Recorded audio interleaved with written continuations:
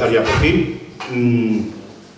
Me ha tocado hacer la introducción a las jornadas, que va a ser muy breve porque luego vamos a presentar a Miguel Ángel, a presentar a Ernesto, tenemos una conferencia, luego iremos a comer, ¿no? Al acabar, si alguien que no estaba apuntado o tal quiere venirse a la comida que tendremos juntos, pues me lo dice luego a mí al acabar ahí en el vestíbulo, ¿vale?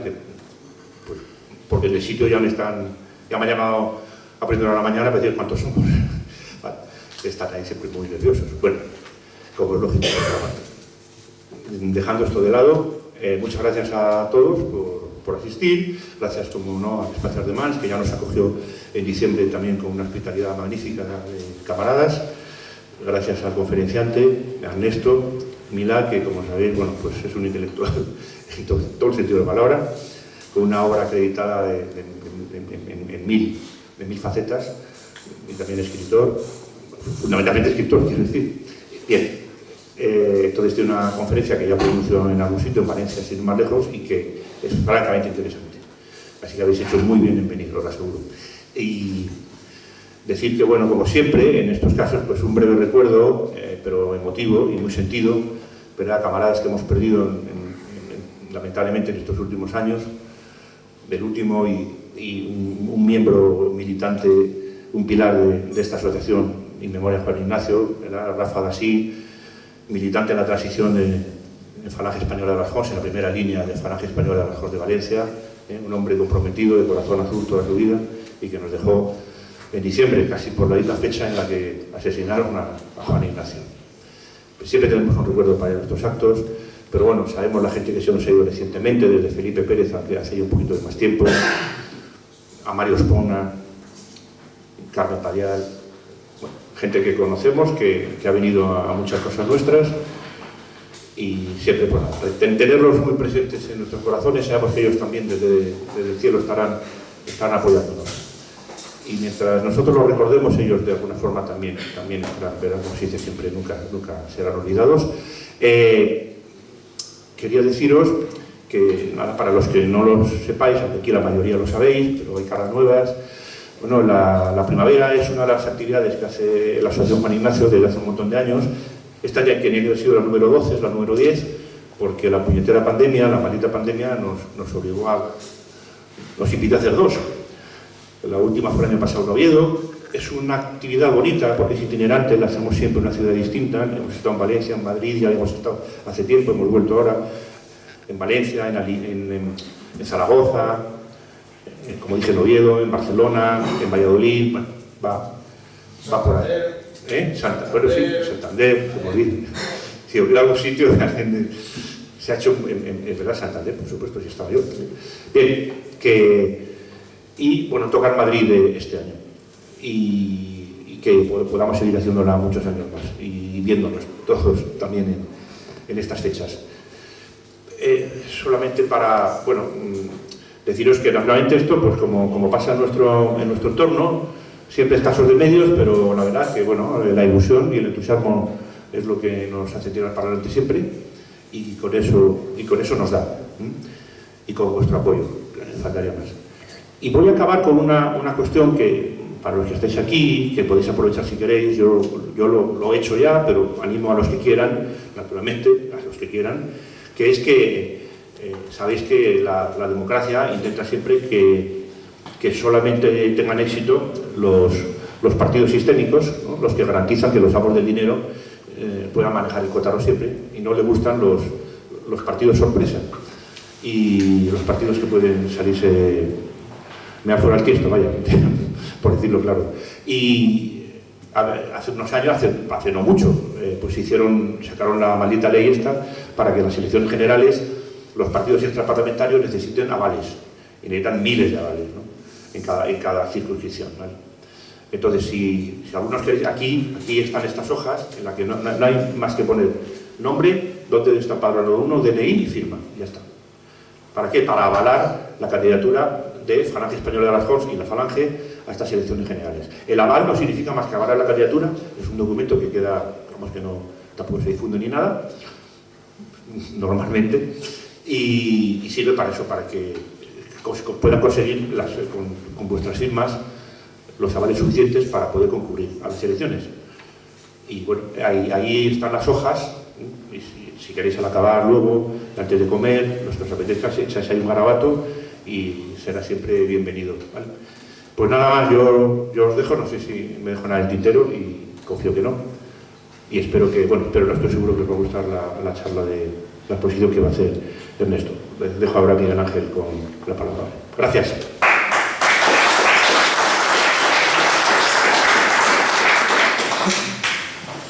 Sí, bueno, pues prácticamente todo lo que iba a decir ya lo ha dicho Jorge, pero aprovechando que tenemos aquí el micrófono y que ejerzo de jefe de pista y de tirador de cuchillos y hasta de ayudante sexy del mago, pues vamos a decir alguna cosilla. Lo primero, darle la bienvenida a Ernesto Milá. Ernesto, las últimas veces que ha venido a Madrid ha venido a mi mano. Esta vez no ha venido de mi mano, pero como si viniera de mi mano. Y muy contento de que esté en este espacio Ardemans, al que siempre suelo presentar como un espacio de libertad y de luminosidad. Y que muy bienvenido.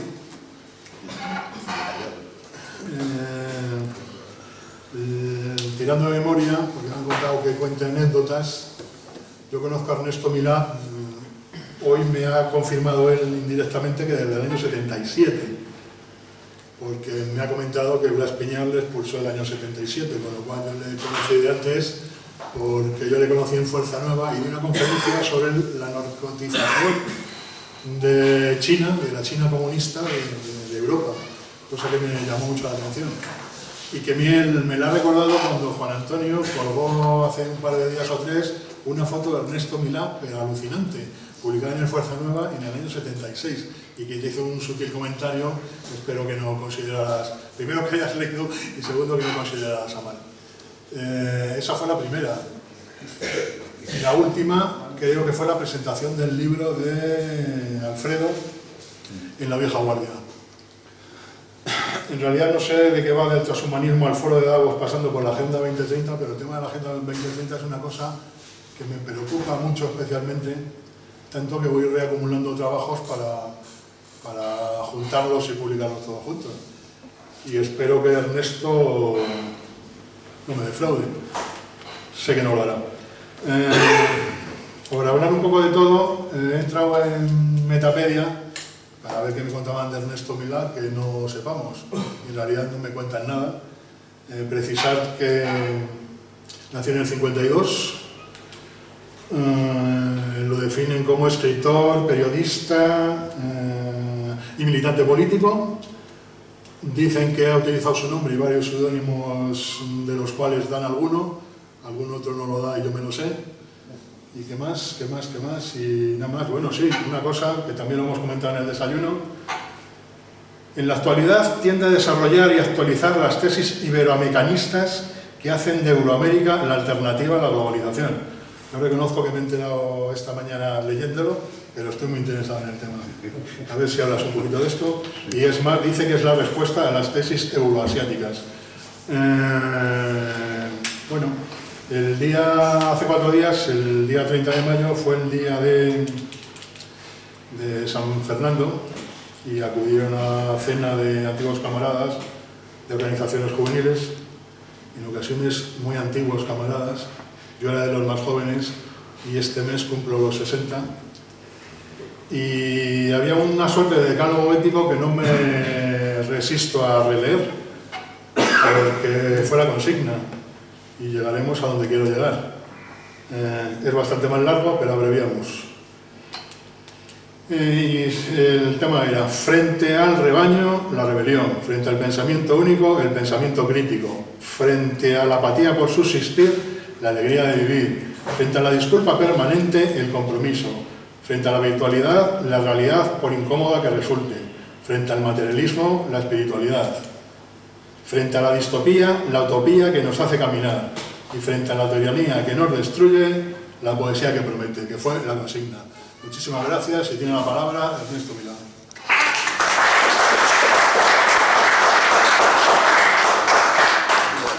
Pues adelanto porque es más cómodo para hablar.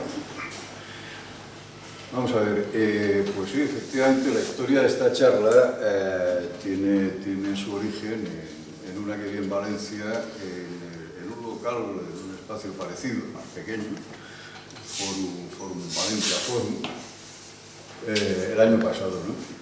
Entonces allí apareció Juan Antonio Larrea y, bueno, ¿por qué no dar esta conferencia para los miembros de la asociación Juan Ignacio? Encantado, pero es que vivimos en un momento de aceleración de la historia y lo que valía hace un año ya no vale hoy. Este es el pequeño problema, por tanto va a haber algunas modificaciones sustanciales en relación a lo dicho hace un año, ¿no? Yo no recordaba, la verdad es que no recordaba el fragmento este que ha citado Miguel Ángel. Y tampoco estoy muy de acuerdo hoy con... Seguramente lo debí decir, hará 20 años, quizá, o 15, o 30 o 50. Pero no es exactamente, no corresponde exactamente a cómo veo las cosas hoy. Vamos a ver. Sí que es cierto que hay algo que creo que es lo que nos une a todos aquí. Es que no terminamos de que... Este mundo que nos rodea, la sociedad política, ponemos la televisión, lo que vemos no acaba de satisfacernos. Hay algo que no nos gusta, que somos disidentes en el fondo y no lo podemos evitar. Por mucho que intentemos, vamos a ver si tragamos...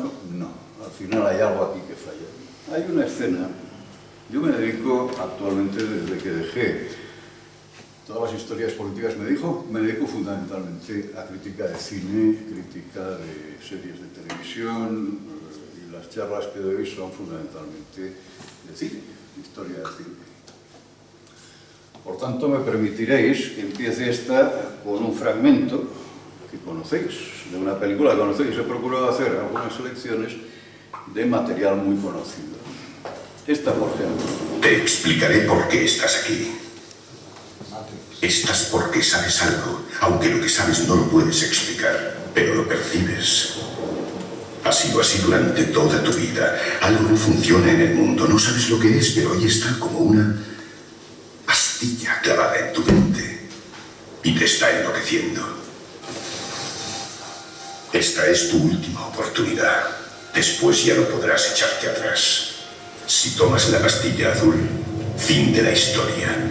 Despertarás en tu cama y creerás lo que quieras creerte. Si tomas la roja, te quedarás en el país de las maravillas. Y yo te enseñaré hasta dónde llega la madriguera de conejos.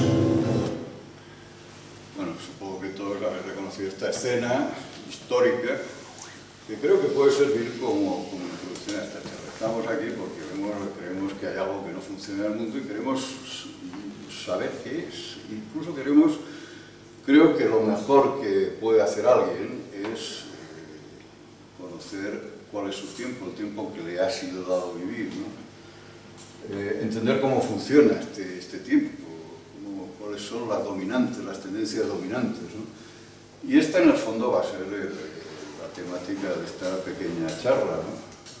De lo que se trata es de entender las corrientes de nuestro tiempo, algunas corrientes de nuestro tiempo, entender algunos rasgos y derivas de la posmodernidad, ver cuáles son los vectores principales, entender fundamentalmente algo que es muy importante, que es que lo que era válido ayer, probablemente ya no es válido hoy. Aquello que muchos hemos defendido a capa y espada durante muchos años ayer, pues resulta que hoy ya no hay forma de aplicarlo, ya no, es humanamente imposible encontrar una estrategia política que nos lleve a resultados tangibles.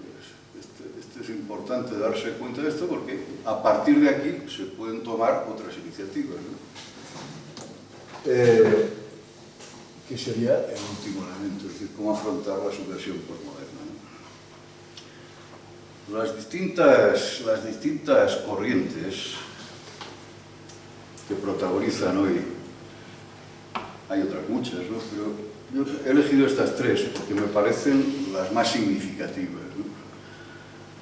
Las tres corrientes que protagonizan hoy la actualidad serían, en mi opinión, el transhumanismo, el Foro de Davos de la Agenda 2030.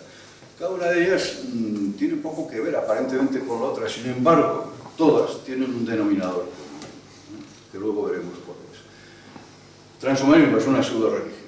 O sea, se dice que no es una filosofía, se dice que en Silicon Valley hay dos religiones, una el ateísmo y otra el transhumanismo. Aparentemente el ateísmo sería la negación de toda religión, pero cuando ese ateísmo se difunde de manera misional y sobre todo se exige, cuidado, no estamos ante una filosofía, ante una concepción del mundo, estamos ante una pseudo-religión. Bien, pues los profesionales de Silicon Valley en este momento están divididos en dos, ateos y transhumanistas. ¿De dónde sale el transhumanismo? Bueno, luego veremos cuáles son el origen de todo esto, ¿no? Pero hay un origen remoto, la contracultura de los 60, la New Age de los 80, 90, todas estas ideas se hundieron, se reconvirtieron, aparecieron nuevas tecnologías y esto cristalizó en el transhumanismo. El Foro de Davos es otra cosa. El Foro de Davos es uno de tantos círculos que aspiran al poder mundial, que quieren controlar. ¿Quiénes lo forman? Lo forman tres tipos de personas. Es muy abierto, es una asociación muy abierta. Cualquiera de los que estéis aquí podéis asistir a las reuniones del Foro de Davos. No hay nada secreto, a condición, claro está, de que paguéis 4.500 euros por asistir a las conferencias anuales de Davos, 9.000 euros adicionales para las conferencias reservadas y tenéis acceso. No hay absolutamente ningún problema. A diferencia de la Bilderberg, que solamente se entra por invitación, ¿no? En general, tanto en el Foro de Davos, como en Bilderberg, como en la Trilateral Comisión, como 4 o 5 asociaciones, el Club de Roma, 4 o 5 asociaciones más de poder mundial, hay tres tipos de personas que acuden regularmente. Mundo del dinero, representantes del mundo del dinero, representantes de la política y representantes de lo que sería el mecanismo de transmisión entre uno y otro, los medios de comunicación. La Agenda 2030 es otra cosa. La Agenda 2030 es una creación de la Organización de las Naciones Unidas. ¿De acuerdo? Sobre lo que es las Naciones Unidas también hablaremos un poco, porque no es eso que se dice, lo que dice el nombre, la organización de todas las Naciones Unidas, no. Es una estructura funcionarial. Punto. Las Naciones Unidas, las distintas naciones entran sobre todo en la Asamblea General, pero no en las actividades diarias de las Naciones Unidas, que es, como la UNESCO, unos cuerpos funcionariales. ¿De acuerdo? Las tres tienen un punto de vista muy parecido, que yo creo que se puede definir por esta escena, que también conoceréis. Es la escena final de 2001, una odisea espacial, en donde se resume el mensaje de la película.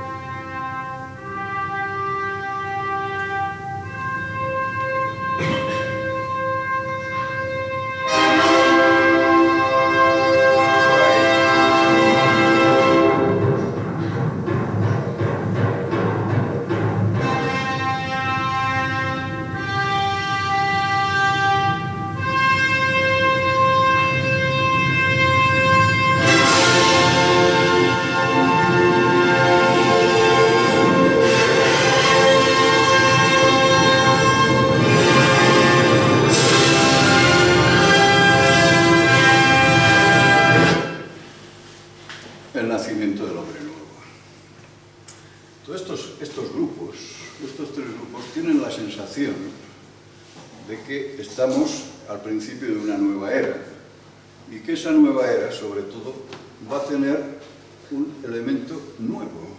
Es decir, el gran debate no va a ser un debate cultural, no va a ser un debate político. Uno de los elementos esenciales de la nueva era va a ser la antropología. Es decir, que la concepción del ser humano va a cambiar. ¿De acuerdo? y que está a punto de nacer un nuevo tipo de ser humano. Y para ello, ellos necesitan acometer, creen, cada una de estas tres organizaciones, a su manera, intenta acometer un proyecto de ingeniería social. Es decir, de cambio para adecuar las sociedades a lo que se avecina. No son los mismos, son distintas concepciones. Hablemos primero del transhumanismo. Antes he dicho que el transhumanismo es una pseudo-religión. Como pseudo-religión tiene sus precursores, es decir, los Juan Bautista, que precede a Cristo, tiene su Viejo Testamento, tiene su Nuevo Testamento y tiene sus apóstoles y profetas. Los precursores se puede considerar como precursores un círculo científico, elitista, que nació en el Reino Unido a mediados de los años del siglo XIX, formado por Darwin, familias, la familia Darwin, la familia Huxley, la familia Galton. Estos círculos han podido prolongarse su vigencia, su influencia, su transmisión de padres a hijos prácticamente hasta los años 50 del siglo XX. ¿Cuál ha sido su gran creación? Su gran creación ha sido cuando la UNESCO, promovida por el bisnieto de este primer Huxley, Julian Huxley, que fue el que inspiró la UNESCO y fue el primer secretario de la UNESCO. Pero formaba un grupo, todas estas familias formaban un grupo absolutamente elitista que controlaba la cultura inglesa prácticamente desde la segunda mitad del XIX hasta la primera mitad del siglo XX. Todos eran darwinistas, pero darwinistas en el sentido de que creían en la teoría de la evolución, pero tenían una idea de que la evolución no había terminado, es decir, que debía proseguir y que para esto era necesario pues, acometer una serie de mejoras, de reformas dentro de la sociedad. Una de ellas, pues, que lo introdujo Galton fue la eugenesia, es decir, la mejora de la raza, ¿no? Bien, este grupo mantuvo, en el fondo, todos los transhumanistas, todos estos nombres que aparecen aquí, hacen referencia a ellos cuando hablan, cuando intentan encontrar un origen. El Viejo Testamento serían los textos iniciales en donde se empiezan a filtrar los temas transhumanistas. Primero de todos la novela gótica, la novela gótica, Frankenstein, ¿sí? Frankenstein, el nuevo Prometeo, en donde se habla de crear mediante cirugía un ser nuevo. Hoy a eso le llamaríamos ingeniería genética. Entonces era el nuevo Prometeo, es decir, cortar y pegar, una cabeza por aquí, un cerebro por allá, ya tenemos el hombre nuevo. La pastilla milagrosa del Dr. Jekyll y Mr. Hyde. Bueno, la droga milagrosa, ¿no? Era una serie de elementos que estaban implícitos en las novelas góticas de aquel tiempo y que, curiosamente, los transhumanistas han recogido como si eso fuera posible, ¿no? La ciencia ficción de los años 40, 50, Mundo Feliz, escrito por el hermano de Julian Huxley, Aldous Huxley, que no se sabe, todavía hoy se puede dudar de si era una novela o era una hoja de ruta para la investigación científica en los años que han seguido, ¿no? Desde que se publicó. Teilhard de Chardin, teólogo jesuita, paleontólogo, falsificador de huesos, falsificador del eslabón perdido, declarado no hereje, pero sí se desaconseja, el Vaticano después de unos años de duda desaconsejó su lectura. Era un paleontólogo evolucionista que quería casar cristianismo y evolucionismo, ¿no? Entonces él decía también que la evolución no había terminado, sino que se dirigía a la humanidad hasta el punto final, hasta un punto final ideal que sería lo que él llamaba el Cristo cósmico. Y esta idea del Cristo cósmico la recuperan también los transhumanistas invirtiendo, ¿no? Y luego este señor Fyodorov, ruso, la primera persona que me habló Fyodorov fue alguien que habréis oído o habréis conocido todos, Alexander Dugin, habréis leído algo de él, ¿no? La primera vez que vino a España Me habló de un movimiento, los cosmistas, que era un movimiento que había participado en los primeros años en el partido bolchevique de Lenin. Y aquello que dice, bueno, pues no sé, es el único dato, ¿no? Testimonio único, testimonio nulo, ¿no? Y luego, casualmente, leyendo un libro de Lenin, Materialismo y Birocriticismo, resulta que era un libro escrito por Lenin para expulsar, para vencer a los discípulos de Fyodorov, que son los constructores de Dios, el grupo de los constructores de Dios, que efectivamente tuvo importancia en Rusia, en la revolución bolchevique, en los primeros pasos. Incluso siguió teniendo importancia bajo el estalinismo hasta los años 50, localizados en la industria cosmonáutica soviética. Este sería el Viejo Testamento, el Nuevo Testamento. Bueno, el Nuevo Testamento pues, serían los textos que hoy los transhumanistas nos presentan como de obligada lectura para entender sus tesis. Y aquí están muy diversificados porque hay libros de filosofía, ya nos iremos, los escritos por algunos de los apóstoles, pero también hay novelas.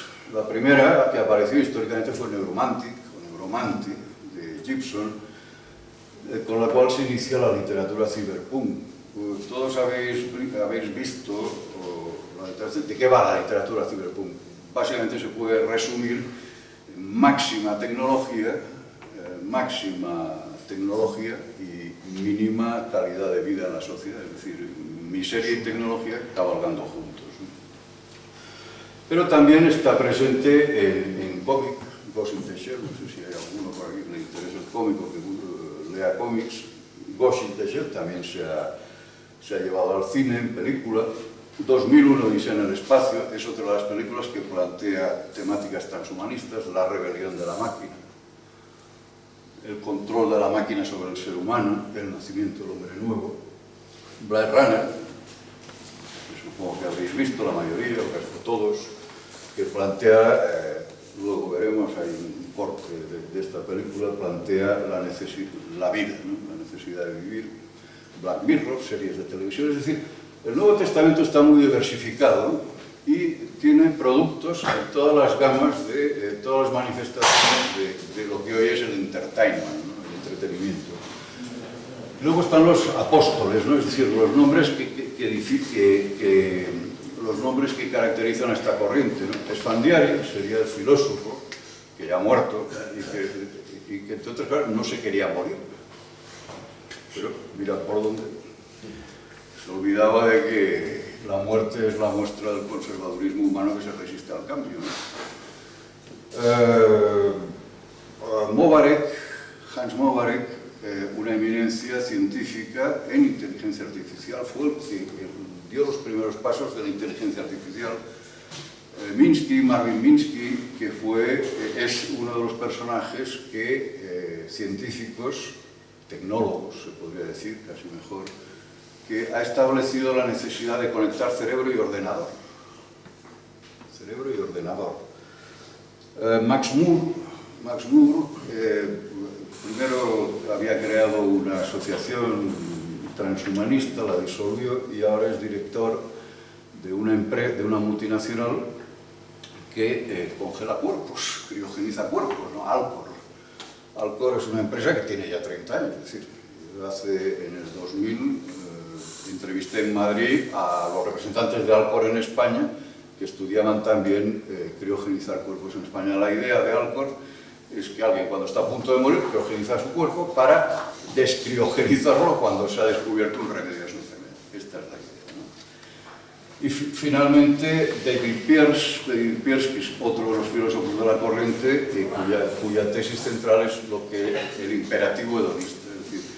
Parte de la base, y en esto sigue también a la escuela de Frankfurt, con la cual hay cierto nexo de relación, la idea de que el tiempo que estemos aquí es para gozar. No jodamos. Aquí hemos venido para gozar. O sea, y él dirige una tendencia que es el abolicionismo. ¿Y qué es lo que quieren abolir? El sufrimiento humano. Encomiable labor de apostolado, podría decirse, ¿no? Y luego hay otro personaje muy interesante que es Ray Kurzweil. Ray Kurzweil es un personaje que tiene un alto cargo en Google, es jefe de ingeniería de Google. Es decir, todos estos nombres no son unos cualquiera, son personajes que en el mundo de la tecnología, de las tecnologías más avanzadas, son nombres reputados. Y perdón por lo de reputados, que me ha sonado hasta a mí, ¿no? Y aquí otra escena que conocéis perfectamente. Traído un amigo.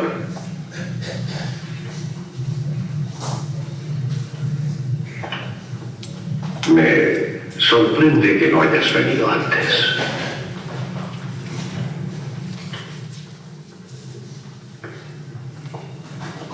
No es cosa fácil conocer a tu creador. ¿Y qué puedo hacer yo por ti? ¿Puede el creador reparar lo que ha hecho? ¿Te gustaría ser modificado? ¿Y quedarme aquí?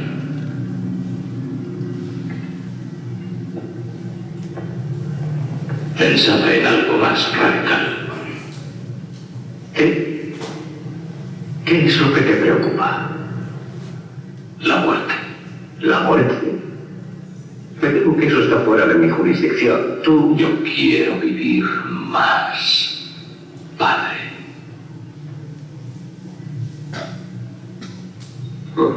La vida es así. Hacer una alteración en el desarrollo de vida es fatal. Un programa codificado no puede ser revisado una vez establecido. ¿Por qué no? Porque al segundo día de incubación, cualquier célula que ha sido sometida a mutaciones de reversión alcanza unas pautas de retroceso como las latas que abandonan el barco que va a hundirse y luego el barco se hunde. Tiene que dar combinación EMS. Ya lo hemos intentado. El etilmetanosulfato es un agente alcalino y un poderoso mutante. Creaba un virus tan letal que el individuo moría antes de que acabara la operación. Entonces una proteína represora que bloquee las células operantes. Corto aquí, aunque es una película de una escena muy interesante, ¿no? Pero nos ha situado dentro del problema del transhumanismo. ¿Por qué? Porque primero el que habla es un robot, es decir, es una creación mecánica. Y lo segundo, porque esa creación mecánica quiere vivir, ¿no? Bueno, pues estos dos elementos están implícitos en la ideología transhumanista. Como antes he dicho, su primer dogma es que la evolución no ha concluido, sino que la evolución debe seguir, debe proseguir. Ahora, ¿qué problema tiene la evolución?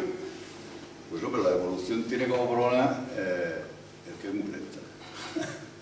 Que hasta que haya la próxima mutación pueden pasar miles o millones de años. Por lo tanto, los transhumanistas lo que dicen es: tenemos, las nuevas tecnologías nos ofrecen la posibilidad de acelerar la evolución. ¿Y llegar a qué? A los tres objetivos que ellos quieren llegar: superinteligencia, super longevidad y super bienestar. Super bienestar, super inteligencia y super...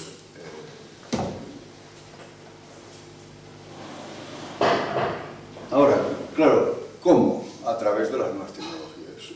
Por ejemplo,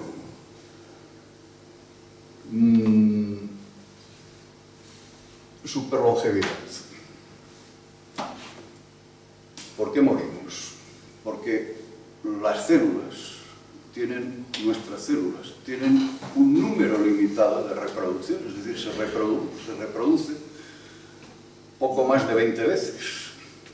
En cada una de estas reproducciones, los extremos de las células, los telómeros, se van acortando y al final ya no hay telómeros, ya no hay reproducción, envejecemos y morimos. Esto es lo que hoy se ha establecido, la ciencia médica ha establecido. Sin embargo, estirando esos telómeros, se podría llegar a prolongar la existencia. Bueno, ¿esto es una fantasía? No. Hay empresas que lo están haciendo y programas que lo están haciendo. De hecho, ya, en estos momentos, yo os aconsejaría que leyerais sobre todo prensa científica y noticias científicas. ¿Cuáles? Cada día, cada mes. En Embule podéis bajar toda la prensa científica que se publica prácticamente en Europa. No hay excusa. Cada día veis en los digitales alguna noticia científica. Y gracias a eso sabemos que ya se han hecho intentos de prolongar los telómeros de las células en ratas de laboratorio y se ha logrado triplicar la vida de una rata. Eso aplicado a los humanos, ¿qué querría decir? Que se podría triplicar la vida de una persona que si la edad media hoy son 80 y tantos, pues podría llegar a 240 años, ¿no? ¿De acuerdo? Porque lo que es importante es entender que todas las tecnologías de las que estoy hablando aquí, de las que vamos a hablar aquí, se están aplicando en este momento. No son fantasías, se está trabajando. ¿Y sabéis por qué se está trabajando? Porque los excedentes de capital de Silicon Valley, de las grandes tecnológicas, de las 5 grandes tecnologías, van a parar a esos frentes de investigación. ¿De acuerdo? Cuando vosotros utilizáis PayPal lo inventó, lo creó Elon Musk, o Elon Musk, que dicen los entendidos. Cobra réditos. Cuando utilizáis Google, la capitalización bursátil que generan las grandes tecnológicas es tal que crecen como la espuma, con una facilidad pasmosa. En la lista Forbes de millonarios de este año que se publicó ayer, creo, el personaje, el número 1, es precisamente Elon Musk. ¿De acuerdo? Quiero decir que cuando se habla de conectar cerebro y ordenador, algunos dirán, esto es imposible, coño. El martes pasado, en el Confidencial Digital, se publicó la noticia de que Neuralink ya había creado un chip que se podía implantar en el cerebro. Cuidado. Estamos hablando de cosas que se está trabajando ya en este momento, que están avanzando a marchas forzadas. Superlongevidad, superinteligencia. ¿Para qué vamos a ejercitar la memoria si implantándonos un chip pues vamos a poder hablar lenguas y podemos conectar cerebro y ordenador y tenemos acceso a la base de datos mundial, universal, que es Internet? Superlongevidad. Ya he hablado de programas científicos que se están desarrollando en este momento. Aparte de esto que comentaba del proyecto de extensión de los telómeros, muchos otros programas CRISPR, que prácticamente es cortar y pegar, porque cadenas de ADN, genes, fragmentos de ADN que uno puede tener averiado, simplemente se corta y se sustituye por ADN sano. ¿De acuerdo? Pero esto es viable, esto se está haciendo. Superbienestar. Bueno, ¿para qué os creéis que va a servir el metaverso? Para crear universos virtuales en donde estaremos tranquilísimos, siendo como queramos. Los calvos tendrán pelo, los bajos serán altos, los altos, los tripudos y barregones, pues serán unos Adonis, etcétera, etcétera, ¿no? Es decir, esto es superbienestar. Todo esto es lo que buscan los transhumanistas. En el fondo es lo que Nick Bostrom, uno de los apóstoles del transhumanismo, llamaba el imperativo hedonista. Es decir, el único imperativo que hay no es el imperativo categórico kantiano, sino el imperativo hedonista. Es decir, que aquí tenemos que ir a disfrutar y se ha acabado, ¿no? La perfección se alcanzará mediante nuevas tecnologías. Es decir, no estamos hablando ni de educación, no estamos hablando ni de formación, no estamos hablando ni de cultura, no. Estamos hablando de aplicación de nuevas tecnologías para mejorar. Punto. ¿Qué se pretende con ello? Pues se pretende un ser humano 2.0. ¿Y qué características tendrá este ser humano 2.0 en relación al 1.0 nuestro? Pues que incorporará elementos tecnológicos, ¿no? ¿Verdad que hoy nadie se sorprende de llevar gafas? Bueno, pero esto es una prótesis, ¿no? o un audífono. Bien, estas son las prótesis de hoy que se pueden sacar, depositar, deshacernos de ellas con facilidad. No, lo que viene, ellos entienden el ser humano 2.0 como una inclusión dentro del cuerpo de chips, de órganos creados artificialmente, qué sé yo, la próstata. Yo tengo la próstata como un melón. Bueno, la tenía. Ahora ya está como una ciruela. Bien. Pues simplemente, tú tienes una dolencia de próstata, inteligencia por expresión 3D, te hacen una próstata nueva. Bueno, pero ¿cómo? Hombre, con células madre. No te la hacen con plastiquillo de este fusible, termofusible, ¿no? Un poco con células madre. Bueno, ¿es absurdo? No, no, es que se está haciendo en este momento. Cuidado, ¿eh? Está en proyecto, no hay órganos que obviamente son mucho más complicados, pero en la Universidad de Barcelona hay un proyecto, se está trabajando precisamente en este momento para hacer corazones artificiales con células madre y por impresión en 3D. Tema importante. Entonces, ¿cómo es el ser humano 2.0? Una simbiosis de biología y técnica. Y este es el verdadero peligro del transhumanismo y de ideologías como el transhumanismo. Porque el problema es, al fin de cuentas, antropológico. Nos han quitado la identidad nacional, nos tienden a quitar la identidad como sexual, nos están quitando identidades culturales. ¿Qué identidad queda? La humana. Bueno, pues esto también es lo que el transhumanismo cuestiona. Es decir, no sabemos cómo será el ser humano del futuro, pero niegan que el ser humano futuro sea como el actual. Será el cyborg. Lo que hasta ahora la literatura de ciencia ficción consideraba un cyborg. ¿Os acordáis de Robocop? Bien, pues una especie de Robocop. Hay otros proyectos enloquecidos, absolutamente enloquecidos, que hablan pues, de poder descargar todo el bagaje mental en la nube y poderlo recargar en un clon de nosotros mismos o en un robot. ¿De acuerdo? ¿Absurdo? Sí, claro que es absurdo, incluso para el nivel actual de la tecnología es inviable. Pero cuidado, que hace 5 años pensar que una rata de laboratorio iba a prolongar 3 veces la vida era todavía más impensable. Es decir, se está produciendo delante de nuestra vista una revolución tecnológica y un cambio tecnológico sin precedentes que va a afectar a lo humano. Esto es lo importante. Los transhumanistas más radicales dicen que el transhumanismo es una etapa de transición entre la concepción biológica del ser humano y lo que ellos llaman el posthumanismo, que sería una existencia postbiológica. ¿De acuerdo? ¿Qué entienden por existencia postbiológica? Pues simplemente nosotros en un momento dado estamos cansados de vivir. Imaginaos lo que puede representar para alguien, un ser humano, haber vivido desde la Revolución Francesa hasta la caída de Pedro I el Mentiroso.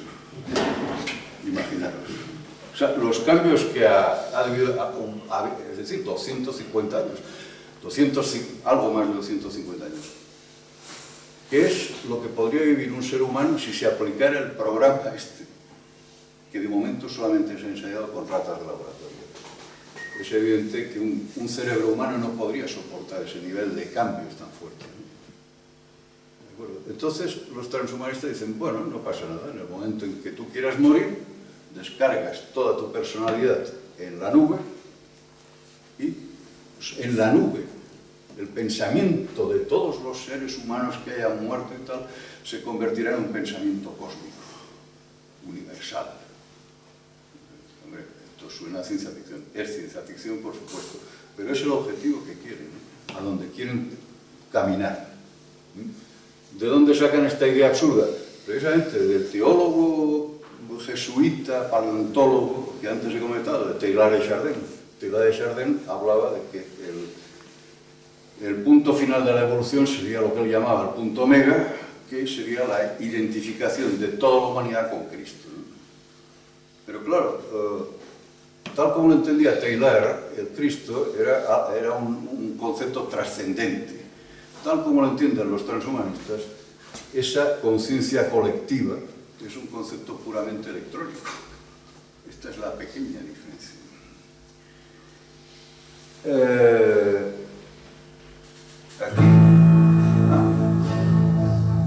Esta es la introducción de la serie Westworld hace 7 años. No sé si la habéis visto.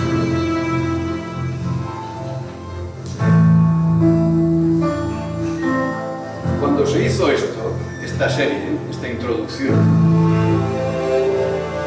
todavía no era posible imprimir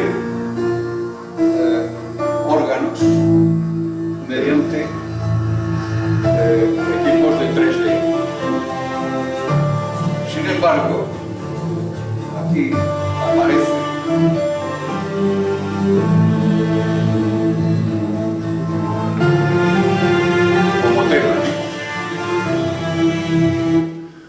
como tema. ¿Esto qué quiere decir? Que lo que hace 7 años, cuando se estrenó esa serie de televisión, basada en una película de Jules Briner de los años 70, cuando se estrenó hace 7 años, esto no era posible, pero se estaba estudiando. Hoy, imprimir órganos mediante equipos, impresoras 3D, ya es posible. ¿De acuerdo? Esta es la pequeña diferencia. Con esto, yo creo que una idea aproximada de lo que es el transhumanismo, os la podéis hacer. Un grupo de técnicos implicados en nuevas tecnologías que quiere avanzar un paso más en la evolución mediante la aplicación de técnicas al ser humano. ¿De acuerdo?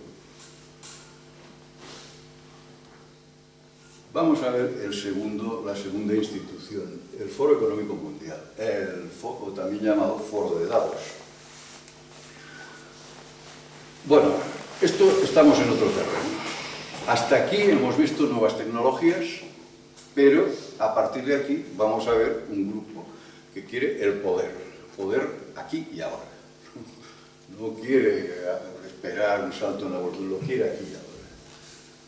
El Foro de Davos es una de tantas, antes lo he dicho, de tantas organizaciones que reúne a personalidades, bueno, es que conspiran. Hombre, yo no soy partidario de teorías conspiranoicas, entre otras cosas porque todas las conspiraciones al final salen al revés. O sea, siempre. La Revolución Francesa, que tenía que traer libertad, igualdad, fraternidad, al final trajo la guillotina. La revolución bolchevique, que al final tenía que traer pues, el socialismo, la igualdad, el progreso, pero al final pues, acabó como el Rosario de la Aurora. Todas las revoluciones siempre, todos los procesos históricos que se prolongan más allá de 50, 70 años, se produce un fenómeno que en filosofía se llama heterotelia, es decir, que se llega a un fin distinto del previsto. Yo quiero ir por allá, voy por allá, pero de repente por algo me desvío.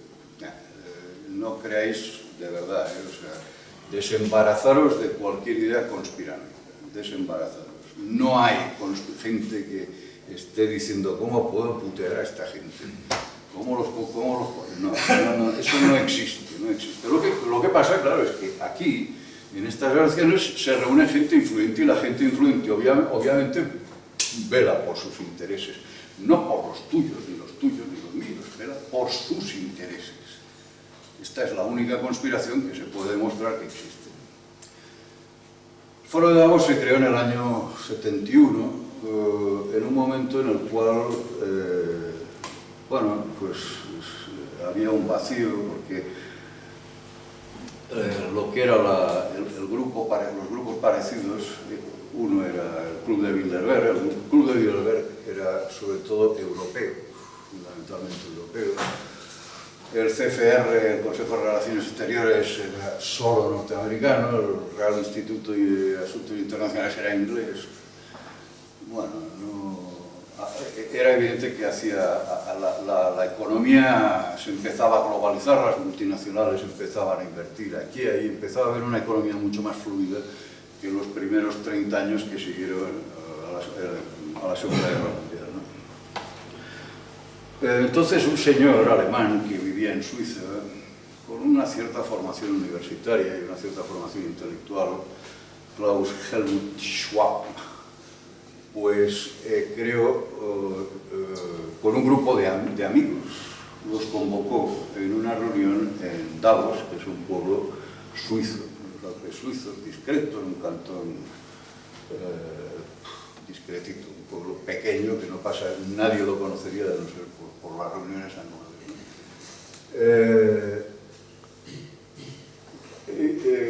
Este grupo inicialmente no llamó mucho la atención, especialmente porque en el año 73 Brzezinski creó la Comisión Trilateral, que durante prácticamente los años 70 y la mitad de los 80 pues acaparó toda la atención y fue a donde fueron a parar las personalidades más influyentes de la economía, la política y los medios de comunicación. Pero claro, la Trilateral era una reunión de representantes de Estados Unidos, Europa y Japón, porque entonces se considera que estos 3 puntos eran los 3 puntos que estaban en los motores de la economía mundial.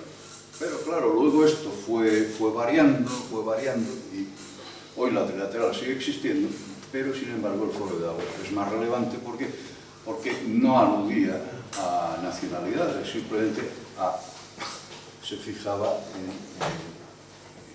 en el interés, en el capital que podían reportar a la idea, ¿no? ¿Cuál era el fin declarado? Pues lo que dicen todas las mises cuando se les pregunta a los concursos, pues crear un mundo mejor. ¿No habéis dudado? No, crear un mundo mejor. Y claro, el hecho de que un señor como Schwab hable de crear un mundo mejor, con la responsabilidad que tú tienes, con el capital, porque hay que decir que el Foro de Davos hoy es lo que los americanos llaman un big business, un gran negocio. El Foro de Davos mueve cada año 5.000 millones de dólares. No es poco, es decir, y buena parte van a parar a las arcas de su fundador. También es cierto que tiene una serie de iniciativas, la Fundación de los Jóvenes Líderes Mundiales, ¿no?, que forman líderes para el futuro, ¿no?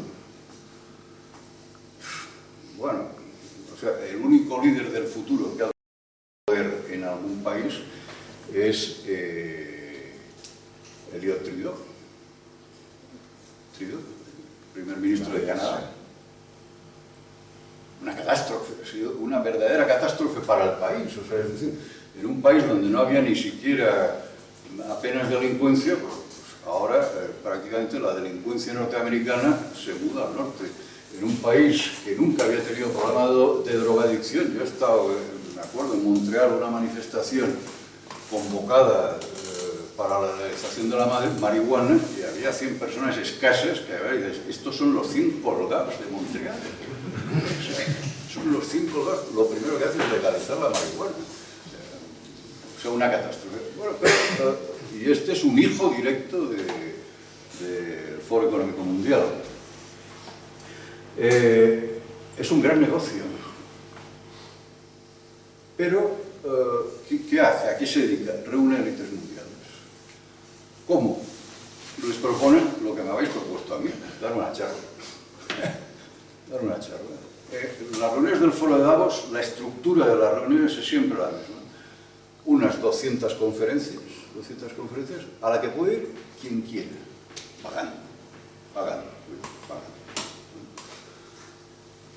Va a oír tendencias, ¿no? Va a oír cómo van las cosas, especialistas en economía, especialistas en política, especialistas en nuevas tecnologías. Y si asiste a las 200 conferencias a lo largo de una semana, puede coger alguna idea y decir, hombre, las inversiones pueden ir por aquí. Mejor no invertir en cultura, que parece que este negocio se está hundiendo.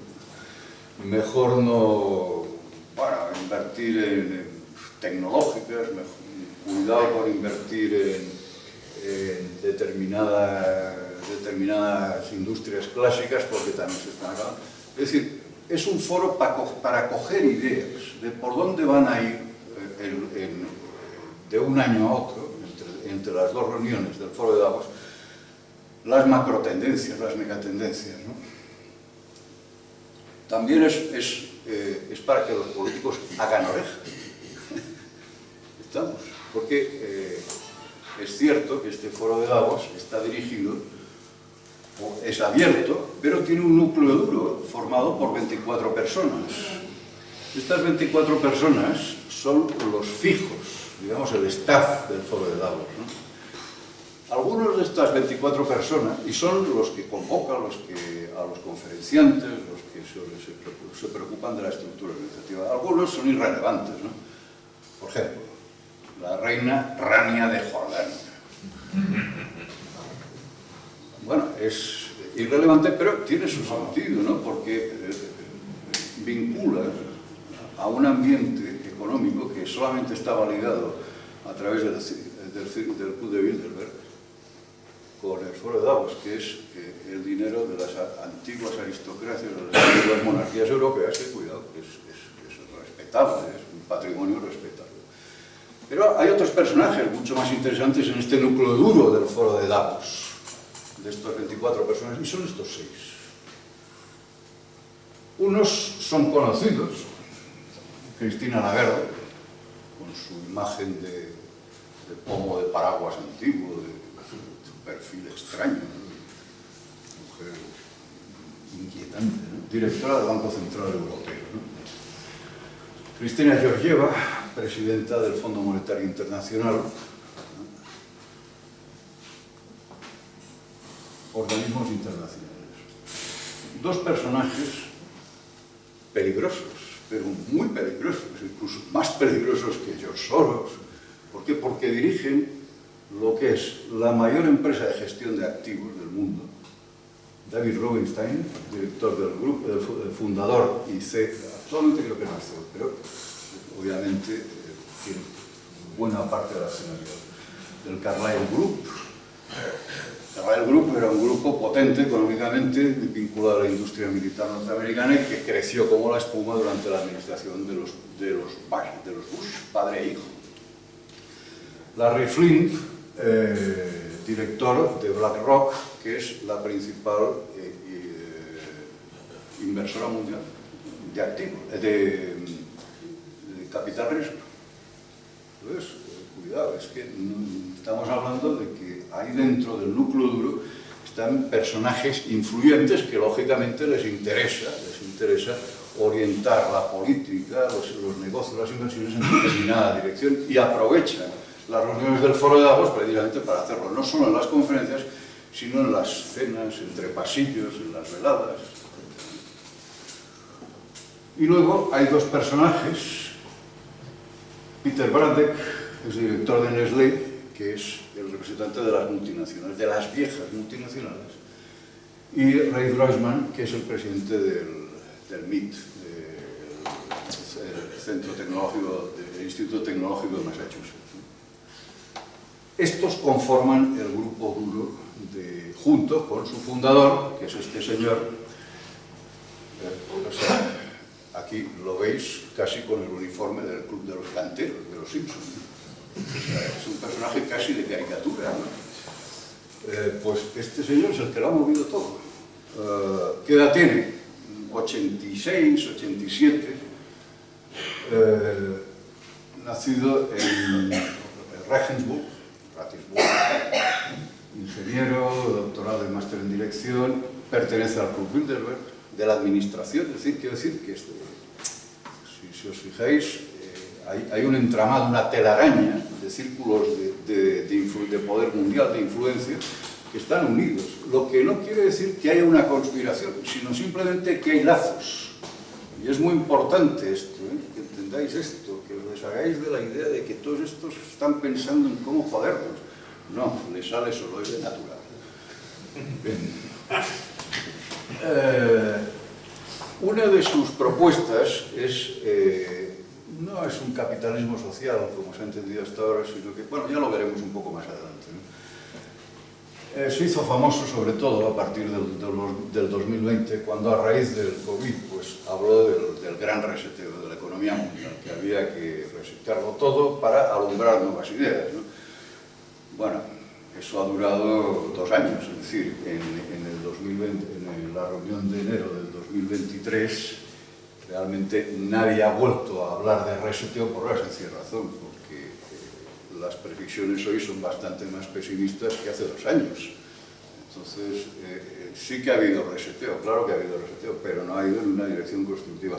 Es el impulsor del foro de la Fundación Internacional de Jóvenes Líderes Globales, y esto es lo importante, lo realmente importante, el ideólogo de la cuarta revolución industrial. ¿Qué es la cuarta? Antes de hablar de la cuarta revolución industrial, me gustaría enseñaros este vídeo. Este es un vídeo que se filmó durante la última reunión del Foro de Davos en el mes de enero de este año, ¿no? ¿Por qué lo he seleccionado? Por la sencilla razón, porque aquí, por primera vez, este fulano se adhiere a las tesis transhumanistas. ¿De acuerdo? La traducción de lo que dice, mejor la leemos aquí, en inglés, en fin. Vivimos un progreso médico y biológico y avanzado muy rápido, pero pueden imaginar que en 10 años, cuando estemos sentados, tengamos un implante en el cerebro y podamos sentir inmediatamente que todos ustedes tendrán también implantes. Puedo medir tus ondas cerebrales, podré medir tus ondas cerebrales e inmediatamente podré decirte cómo reacciona la gente. Podremos sentir cómo la gente reacciona ante ti. Esto no lo dice un pillaco, no lo dice un individuo que ha leído mucha ciencia ficción con el cerebro frito por películas de Netflix. Lo dice este señor, que es el presidente del Foro Económico Mundial. Y aquí es donde hay que... el toque de atención, el toque de alerta. Porque aquí es cuando el poder económico también se suma a la idea del ser humano 2.0. Mejor lo dejamos. Él lo que teoriza es la cuarta revolución industrial. ¿Qué es la cuarta revolución industrial? Coño, la que va después de la tercera. Algunos dicen, ¿la tercera cuál es? La tercera es la revolución industrial que se inició en los años 70, finales de los 70. ¿Cuál es la base? La creación del microchip, ¿de acuerdo? Y de las primeras redes de comunicación global. Entonces, lo que Klaus Schwab dice, primero lo dijo en un artículo en la revista Foreign Policy, en el año 2015, y nadie le hizo caso, ¿no? El artículo se titulaba la cuarta revolución industrial, pero al año siguiente se convocó a la reunión del Foro de Davos y sacó su libro titulado La cuarta revolución industrial, que está editado en castellano. Y no solamente está editado en castellano, sino que está prologado por Ana Botín. Sí, de casta le viene al galgo. Y la idea que plantea es muy sencilla, ¿no? Estamos entrando en la cuarta revolución industrial, que vendrá caracterizada por 2 fenómenos. Uno que serán las tecnologías convergentes y otro que serán las megatendencias. ¿Qué son las tecnologías convergentes? Son tecnologías que nacen autónomamente, pero que tienden a la fusión. ¿De acuerdo? ¿Cuáles son? 3. Inteligencia artificial, ingeniería genética y nanotecnología. Entonces,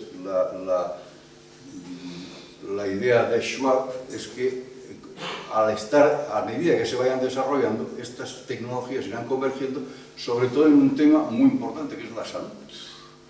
La salud. Y entonces llegamos recordamos lo de Blade Runner, quiero vivir. Claro, una persona con 85 años, 87 años, como Klaus Schwab, o como 90 como George Soros, o como 100 como Henry Kissinger. Bueno, aquí estamos en un directorio de ancianos, ¿no? Entonces, todos estos quieren vivir como sea. Y están promocionando este tipo de esperanza, pero también empresas, proyectos científicos que van en esa dirección. Esta idea es muy interesante, las tecnologías convergentes, ¿no? Pero el otro es también interesante, porque son las megatendencias. Él lo que dice es, en su libro, capítulo 2, quiero recordar, lo que dice es que actualmente existen 3 megatendencias, unas que son de carácter físico, otras que son de carácter digital y otras que son de carácter biológico. Las de carácter físico, que agrupan robótica, lo habéis visto. Yo esta mañana, por cierto, antes de venir aquí, estaba mirando unos documentales de robótica en YouTube. Y muy bueno, ¿no? Porque los robots de Boston Dynamics, robots de utilización militar, ¿no? O sea, para cargar, para disparar, etc. Una movilidad asombrosa, prodigiosa, etc. Incluso hay una pulga digital que hace saltos para no tener que salir de la trinchera y mirar dónde están los malos, ¿no? Simplemente hace saltos, los graba. ¡Ay! Hay uno del grupo Wagner. Pues ya está. Hay carros de combate así. ¿Qué ocurre? Pero me llama mucho la atención porque luego he visto otro vídeo de robots humanoides, ¿no? O sea, proyectos de robots humanoides. Todos, salvo uno, son orientales y tienen aspectos y rasgos orientales. Todos, salvo uno. El único, hay que decir que es normal, porque son chinos y japoneses. Pero hay uno que es inglés. Y es curioso porque los rasgos son negroides.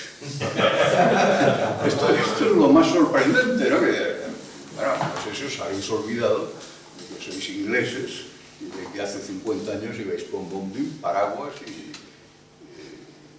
ahora pues, la botella de whisky no lo es curioso, ¿no? En cualquier caso lo menciono como curiosidad, pero sí que es cierto que la robótica va a influir extraordinariamente en el futuro, en los próximos años, 5 años, 10 años. A mí me hace gracia cuando, por ejemplo, qué sé yo, alguien dice, bueno, ahora soy transportista de Amazon. Entonces, pues que dentro de poco Amazon te lo va a traer a casa un dron o te lo va a traer a casa un vehículo autónomo. No te lo va a traer a casa un señor al que llamar al timbre. Me hace gracia cuando alguien dice, bueno, yo es que me dedico, ahora me he comprado un coche para trabajar para Cabify o para alguna empresa estas de taxi. Oye, dentro de 5 años lo más probable es que no haya taxis, es que haya vehículos autónomos. O sea, ¿y qué ocurre? Pues que esto va a afectar, la robótica va a afectar a sectores tan sencillos como los supermercados. Es decir, los reponedores de supermercados no podrán competir con un robot que es todavía más diestro que ellos en alinear cajas, ¿no? Y en transportar cajas. Y además no se cansa, y además no cobra seguridad social, y además no protesta, no se pone enfermo, no tiene baja. Bueno, pues para que os hagáis una idea de los cambios que puede generar en los próximos años las nuevas tecnologías, solo de la robótica, pensar que se calcula que se pueden perder 300 millones de puestos de trabajo de transportistas en todo el mundo. Y que se pueden perder otros 300 y 400 mil puestos de trabajo en el sector de supermercados y hostelería. Esto supone una revolución sociológica, ¿eh? Porque todos estos puestos de trabajo van a estar ocupados por máquinas. Tecnologías físicas, 3D. Bueno, ahora pues, a ver, antes, hace 5 años, una impresora 3D costaba 3.000 euros, 5.000 euros, las más buenas superaban los 10.000. Hoy, por 150 o 150 euros, tienes una impresora 3D que te reproduce un busto de José Antonio a la voz de ella. Qué bueno. Estoy dando ideas. Qué bueno Estoy yo reproduzco dando ideas. Quiero decir que pero también, como hemos visto en el vídeo de antes, en el vídeo de Westworld, el intro de la serie de Westworld, una impresora digital, cuidado que también ya ya se está estudiando con células madre. Entonces, que en el futuro lo que es el trasplante, es decir, es que soy donante de órganos, pues has llegado tarde, macho, porque ya no lo queremos. Ahora un trasplante genera una serie de problemas de rechazo y la utilización de medicamentos antirrechazo. Sin embargo, un trasplante sobre la base de órganos creados con el mismo material que tus células madre no genera ningún tipo de rechazo. Por tanto, también ahí va a cambiar. Exoesqueletos, ¿os acordáis de los Transformers, ¿no? Pam, pam, pam. Las películas de ciencia ficción? Bueno, esto ya existe en la SEAT en Barcelona, para evitar el cansancio de los operarios que tienen que utilizar taladros bastante pesados para roscar tuercas en los bajos de los coches, ya utilizan un arnés, simplemente, que les descarga de cualquier esfuerzo. Es decir, pueden mover el brazo normalmente, pero fijarlo, dejar de hacer esfuerzos y hacer el trabajo. Estos son exoesqueletos, esto ya se está generalizando, aparte que las fábricas, el sector metalmecánico, lo que son las construcciones de vehículos, están prácticamente en gran medida, más allá de un 60-65% robotizadas, ¿no? Estas serían las tecnologías, las megatendencias físicas que corren el riesgo, no corren el riesgo, que van a cambiar inevitablemente nuestro mundo. Tendencias digitales, hay unas cuantas, ¿no? La inteligencia artificial está en pañales todavía. Antes comentábamos que lo que hoy se llama inteligencia artificial, a día de hoy, no es más que gestión masiva de datos, pero no es todavía una inteligencia generativa. Es decir, está haciendo lo que hace unos años hacía Google, pero de otra manera. Es decir, háblame del mar marinero, y entonces pues en 20 líneas, y entonces pues nada, eso busca mar marinero, ya. No hace gran cosa. Pues no es generativa, no te va a hacer no te va a decir nada nuevo, te va a decir lo que late, lo que está bullendo en las bases de datos que hay por todo el mundo, los miles de millones, de trillones de datos que hay, pero no es todavía generativa, no te permite todavía crear cosas nuevas. Hay que ir con cuidado, obviamente. Está claro, por ejemplo, sí, que se aplica, no sé si aquí hay algún abonado todavía, queda algún abonado de Netflix, ¿no? Pero en Netflix, si vosotros dais el ok a tal película, os va a caer películas que se parezcan a estas. Esto se hace por inteligencia artificial, sí, pero no es una inteligencia artificial que os beneficie a vosotros, es una inteligencia artificial que, sobre todo, la función que tiene es promover algunos productos de Netflix. O sea, no lo hace para que los productos que se ven se adapten al espectador, sino que el espectador se adapte a los productos producidos por la propia productora, por el propio streaming. Blockchain, bueno, blockchain más o menos tenéis una idea de lo que está en relación con las monedas digitales, y esto pues es un gran invento, ¿no? Caramba, tener una especie de libro mayor abierto, accesible a todo el que tenga la tecnología suficiente, pues es interesante para ver dónde va el dinero, ¿no? Lo normal sería que los estados aplicaran la tecnología blockchain a sus pagos, y así pudiéramos ver dónde va el dinero. No lo vamos a ver, desde luego. El Internet de las cosas, pues el Internet de las cosas es un concepto nuevo, que Schwab habla bastante en su libro, que simplemente consiste en cómo a través de terminales digitales, de un móvil, de un ordenador personal, un tablet, podemos controlar algo que está lejos, ¿no? Cómo podemos subir las persianas de casa desde Madrid. O sea, yo que vivo en Barcelona, pues simplemente apretando un botón y es una maravilla, ¿no? Esto es el Internet de las cosas. aplicaciones hay de todo tipo, o sea, mejores, peores. Tercer bloque. Las aplicaciones, las tendencias biológicas. Bueno, esto pasa sobre todo por ingeniería genética, lo que hablaba antes, distintos proyectos que hay de cortar y pegar. Es que no se puede hablar de otra manera. Cortar fragmentos de ADN averiados y sustituirlos por otros fragmentos. Esto aparentemente es una maravilla, pero también tiene sus implicaciones antropológicas, porque a veces, algunos de estos fragmentos no es de especies humanas. Cuidado. O sea, sí que es cierto, yo conocía, cuando vivía en Alicante, conocí a un señor mayor que le habían operado, le habían puesto una válvula de cerdo. Una válvula al corazón de cerdo, y era una bellísima persona. Eso sí, ya muerto. Ahora no. Ahora eso ya no va por ahí. Es decir, ya no se... Bueno, todavía en la medida en que no se están aplicando todavía estas tecnologías de ingeniería genética.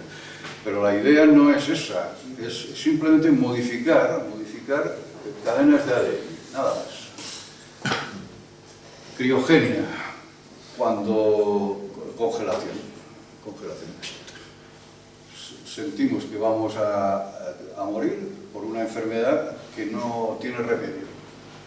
¿Qué es lo mejor? Pues que me metan en el congelador y me despertáis cuando se haya descubierto el remedio a mi enfermedad. Esta es la idea. ¿Viable?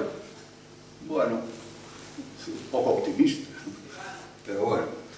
Nanotecnología. Las nanotecnologías es otro frente de inversión de Silicon Valley, de los excedentes de capital de Silicon Valley, que es maquinitas a nivel atómico. Es decir, maquinitas que se meten en el cuerpo y van reparando células o van acabando con organismos patógenos, ¿no?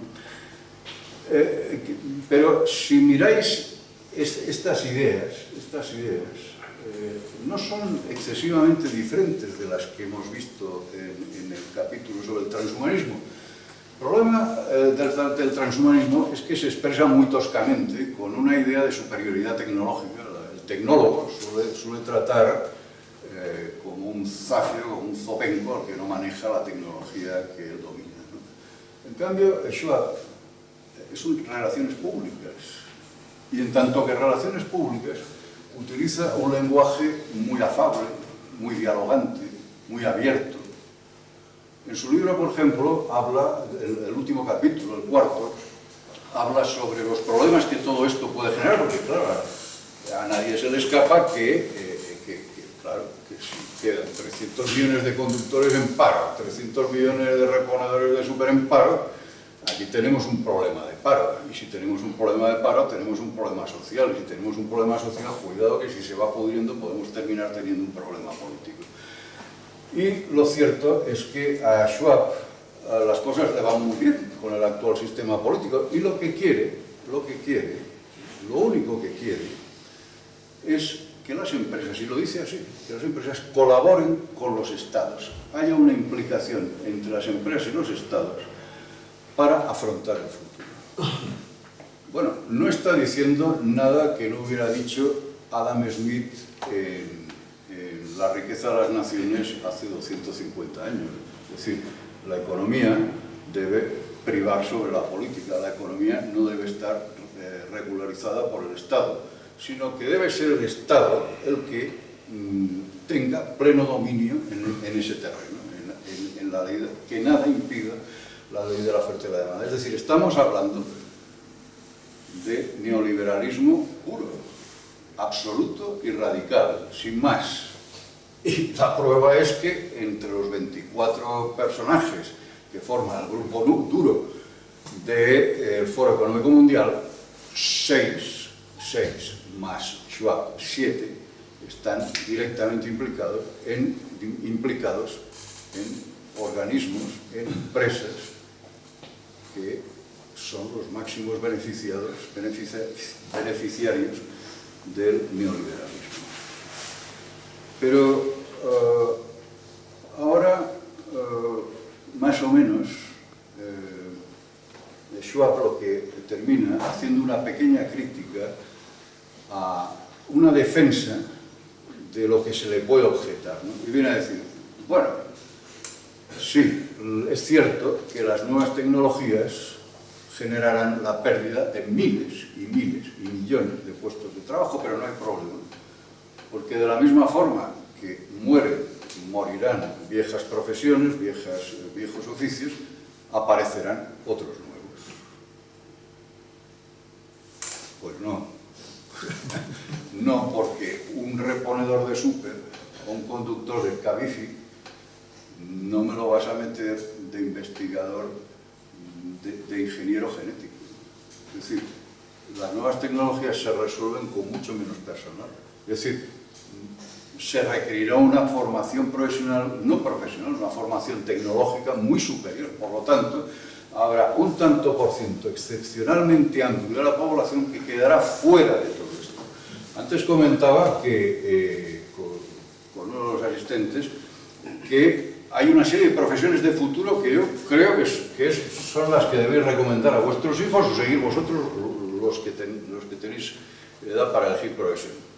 Primera, ingenierías. Esta es una profesión de futuro. Segundo, todo lo que tenga que ver con informática. Tercero, psicología. O sea, psicología, estudiar psicología porque de aquí al año 2050 todas estas alteraciones en la sociedad se calcula que generarán un 40% de gente que estará fatal y precisarán asistencia psiquiátrica. En la actualidad, aquí y ahora, una encuesta realizada hace pocas semanas, hablaba de que el 35% de los jóvenes menores, el 30% de los jóvenes menores de 35 años requieren asistencia psiquiátrica. O sea, no se han muerto de COVID, ni siquiera de cáncer, ni siquiera de infarto. O sea, el problema que tienen es psicológico, son problemas psicológicos. ¿Por qué? Porque vivimos en una sociedad absolutamente insana, por eso. Bien, no nos desviemos. Las objeciones que rebate Schwab en su libro son fácilmente desmontables. De hecho, formulan más preguntas que respuestas y formulan muchas más dudas de las que puede resolver. De hecho, en la última reunión del foro de Davos, en el mes de enero pasado, Schwab ya no habló ni de gran reseteo, ni de nuevas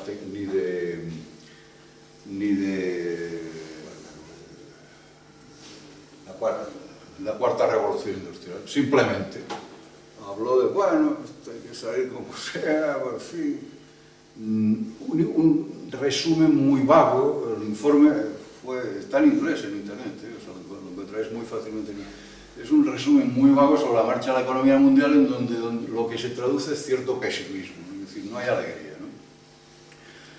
¿Y qué ocurre? Que él lo intentó cubrir esto mediante una ascripción al transhumanismo, que es lo polémico y de lo que más se ha hablado de la reunión del foro de Davos. Bien, más o menos con estas ideas algo ya sabéis sobre el foro de Davos. Vamos a lo siguiente y os presentaré una señora que es lo que en Cataluña llamamos la tieta. La tieta es un personaje entrañable. En todos los pueblos hay una tieta. La tieta es una señora soltera que se cuida de toda la familia. Os presento a la tieta.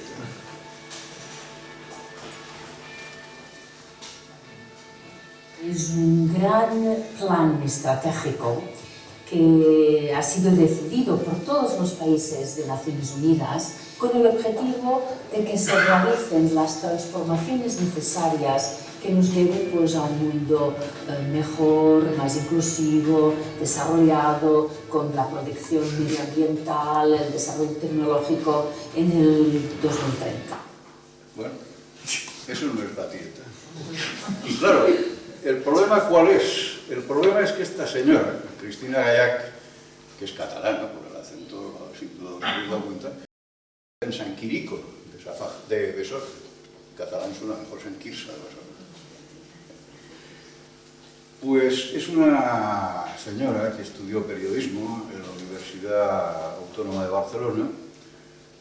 No destacó como periodista porque trabajó en revistas regionales, en catalán, de muy poca audiencia, pero tuvo una habilidad, que se afilió al PSC, al Partido Socialista, ¿no? Y tuvo una habilidad mayor, que por algún motivo que desconozco, le cayó bien a Luis Solana, cuando era secretario general de la OTAN. ¿Os acordáis de los bombardeos a Yugoslavia? Sí, sí, pues sí. Esta señora era la que le decía, don Luis, que llama a Clinton, que dice que dígale a los aviones que bombardeen otra vez. Esta señora. Era la asesora de prensa, la machaca, por decirlo así.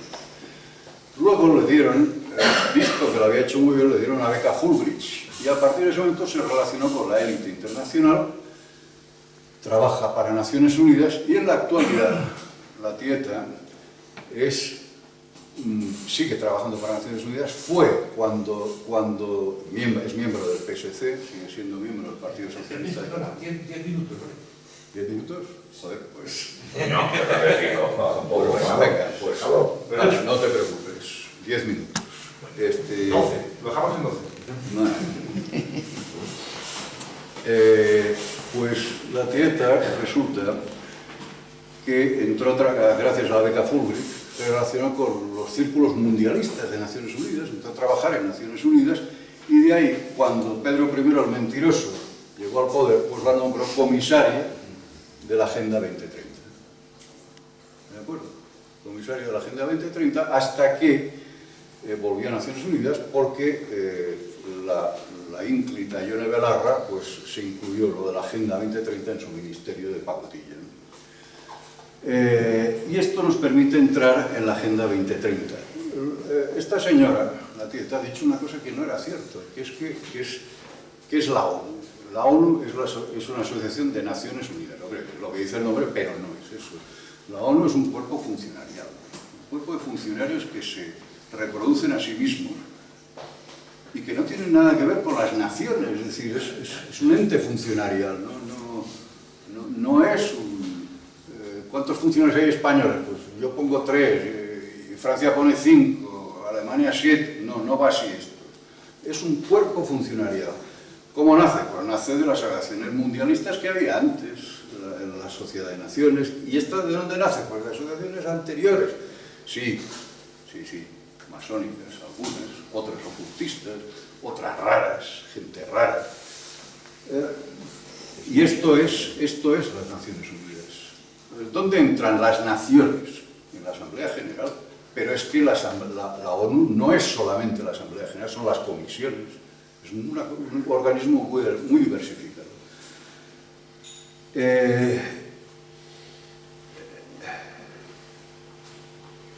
¿Qué es la Agenda 2030? Voy quemando etapas. La Agenda 2030 pues es una actualización de los Objetivos del Milenio. Los Objetivos del Milenio fue un programa creado por Naciones Unidas en los primeros años del milenio, ¿no? Cuando no se hablaba todavía del cambio climático, sino que se hablaba del calentamiento global, cosa que estamos de acuerdo porque iba subiendo la temperatura, ¿no? El calentamiento global. Bien. Pero en el año 2005 hubo una reunión en Turquía y ahí fue donde los funcionarios de Naciones Unidas, que no las Naciones Unidas, los funcionarios, presentaron un documento que se llamaba Transformar nuestro mundo, porque también ellos creían que esto que se iba a crear un nuevo orden mundial, ¿no? Entonces presentaban su proyecto, ¿no?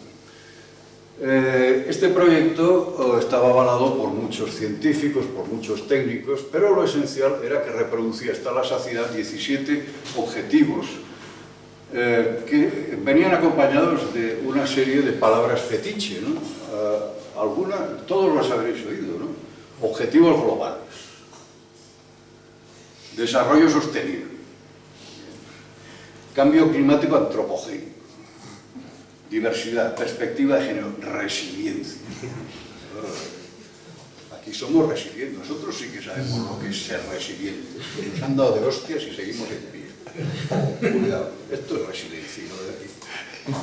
empoderamiento, gobernanza, inclusión. Bien, yo, dado que se me acaba el tiempo dramáticamente, os sugeriría que mirarais la página de la Agenda 2030 en castellano. Está en castellano más resumido en cuadraditos, muy curioso. Y que os la leyerais de arriba abajo, porque estas palabras se repiten en cada uno de los 17 objetivos. Bueno, ¿y qué más? Pues nada más. Pues nada más. O sea, pero es que se llega a tal nivel de zafiedad que después de la pandemia se rectificaron algunos objetivos. Se rectificaron. Entonces, por ejemplo, en el objetivo, creo que es el 6, que es la lucha por la inclusión, se decía, pero es que cuidado que la pandemia amenaza la inclusión. Hombre, me lo tengo que explicar, pero es que en el objetivo siguiente se decía, pero es que la pandemia es una amenaza para el cambio climático. Pero, hombre, y más allá, pero es que la pandemia es una amenaza para la transición energética. Bueno, felicitémonos de haber sobrevivido a la pandemia, ¿no? Realmente, si os fijáis, Zapatero, que hasta hace poco llevaba siempre la chapa, porque aquí los chaperos llevan chapa, de la Agenda 2030, en la última campaña electoral ya no la ha llevado. ¿Y eso? Pues sí, eso por una sencilla razón. Primero porque la Agenda 2030 es un programa que se hizo pensando, lo hicieron los funcionarios de las Naciones Unidas pensando en todo el mundo, pero solamente se ha aplicado preferencialmente solamente en Europa y algo en Estados Unidos. Y el resto del mundo, porque vamos, aquí en Europa, hombre, en fin, pero claro, es que en otros países, pues efectivamente, o sea, ¿cómo van a aplicar, cómo se van a suicidar energéticamente otros países? Lo han aplicado los tontos. Entonces, claro, el primero que ha lanzado la voz de alerta ha sido Macron. Y a partir de Macron, ahora, en la Unión Europea, la idea es que hay que rebajar la tensión, que esto de la Agenda 2030 no nos lo podemos tomar tan en serio, porque aquí vamos directos al suicidio energético, ¿no? Bien. Ya digo, no da tiempo de comentar punto por punto, pero también aquí el objetivo es salvar el planeta. Es que las Mises deberían de darles un premio Nobel, porque son las primeras que dijeron que había que salvar la paz mundial y al planeta en los concursos de belleza, ¿no? Y todos estos lo repiten. ¿Por qué? Porque hay un gran miedo. Si os fijáis, cada vez llevamos desde 23 años del nuevo milenio de miedo en miedo. Primero fue el miedo al terrorismo islámico, ¿no? Bueno, bien, sí, vale, pero los moros son como son, pero todavía no ha quedado muy explicado lo del 11 de septiembre, cuidado. Luego el miedo a la gran crisis de la globalización, la primera crisis de la globalización. Cuando superamos esto, el gran miedo al COVID. Ahora, el gran miedo es la inteligencia artificial. Cada día aparece algún artículo sobre el miedo a la inteligencia artificial. Pues esto está en pañales todavía, ¿no?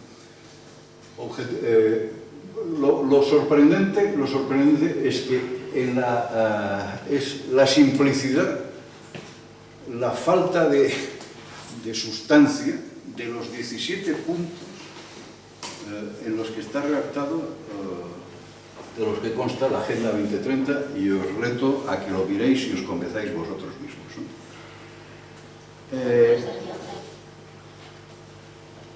Y aquí no resisto, si da tiempo, y aunque no dé tiempo, yo estoy aquí hablando, o sea que a ver quién me saca. No resisto a dar como último, dice, ¿y tú qué piensas de todo esto? Pues mira, yo pienso que si algo se puede fastidiar, se fastidia.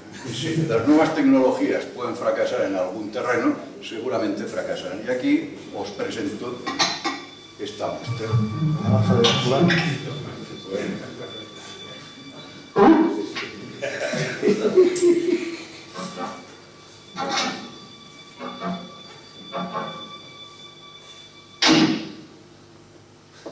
Hans Delbrück, científico y santo.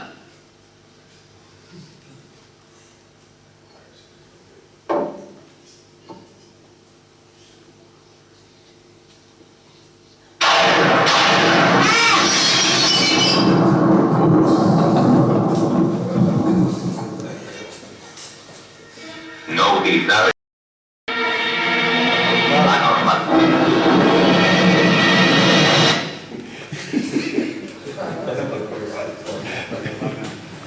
Me parece que el mensaje está claro, ¿no? Es decir, si algo fue al principio de Peter, si no recuerdo mal, dice que todo lo que se puede estropear se estropea. Y el primer corolario del principio de Peter es que contra más complejo es un mecanismo, pues más tiende a estropearse. Y en la peor de las direcciones. Y en la peor dirección. Por tanto, está claro que en una civilización tecnológica como la nuestra, los riesgos son múltiples y no hay absolutamente ninguna posibilidad de superarlos. De hecho, nuestro drama, el drama de los que estamos aquí, es que hemos nacido en un momento en el cual el viejo mundo no termina de morir, pero tampoco el nuevo mundo empieza a arrancar, con lo cual no sabemos todavía cómo se desarrollará esto. Ahora bien, lo que sí podemos tener es un marco teórico, ¿no? Mi marco teórico concretamente es el pensamiento tradicional, es decir, pensamiento tradicional tal como fue enunciado por René Guénon y Julius Evola en una serie de libros publicados durante el siglo XX, ¿no? Y fundamental, los pasos que está dando la civilización en la actualidad van en esa dirección, en la dirección prevista por el pensamiento tradicional, es decir, hacia la disolución del viejo mundo. Y esto es todo. Muchas gracias.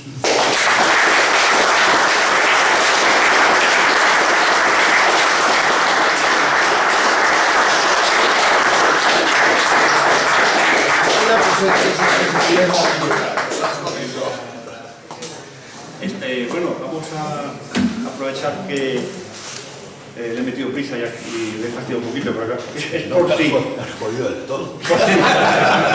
Ahora me va a odiar ya. Voy a pagar una cerveza. Con mucho gusto. Pero es para que el tiempo, si alguien tiene alguna cuestión que plantear, porque si no cambiamos un poquito pillados. Yo quería hacer una pregunta cortita. Esto todo, has hablado relacionado, creo, este neoliberalismo con todo esto, transhumanismo, todo esto de los implantes, el querer vivir, la sustitución de... Yo como creyente, pero veo que sustituir a un Dios por otro. Bueno, es una nueva religión. ¿Llegaría solo a las élites? Es decir... No, vamos a ver. En realidad los transhumanistas lo tienen muy claro porque dicen la época del Homo Deus ha muerto. Digo, del Homo sapiens ha muerto. Ahora se inicia la época del Homo Deus. ¿El Homo? Deus. El hombre que quiere ser Dios. El hombre que quiere ser Dios. Que quiere tener la potestad de modificar el ser humano, modificar la biología, modificar cualquier cosa.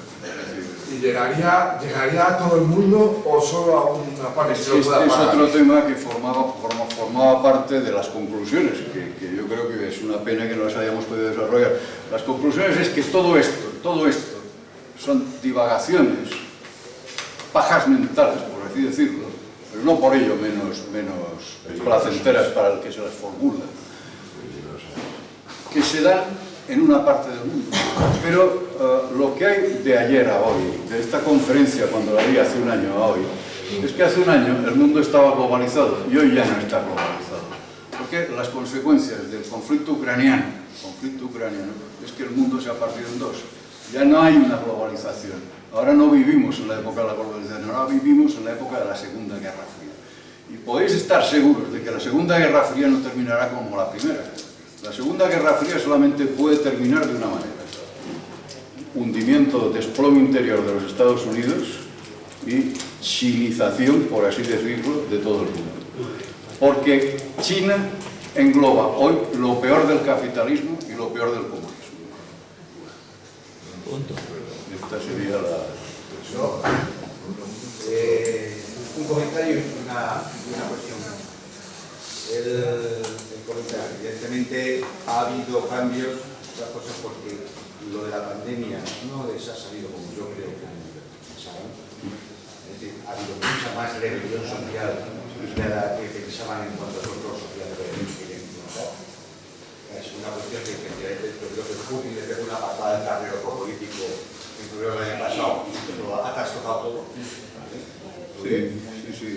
Y respecto a todo esto, en el fondo es más una parte de la ideología contratradicional de siempre. Porque ni siquiera tiene en cuenta la base materialista que tiene todo esto. Al final, ¿qué hay detrás? Materia, la nube, no sé qué, no sé cuánto. Mira, ¿de qué sirve toda la tecnología? A tomar por saco la nube. Ni más ni menos. Y se acabó el transhumanismo, los implantes y demás. Se acabó. Si no hay energía, no hay nada. Claro, efectivamente, se acaba. Entonces yo creo que eso es... Estamos de acuerdo. Perdona, que me parece que está con todo eso de... No, esto no está afectado. Sí.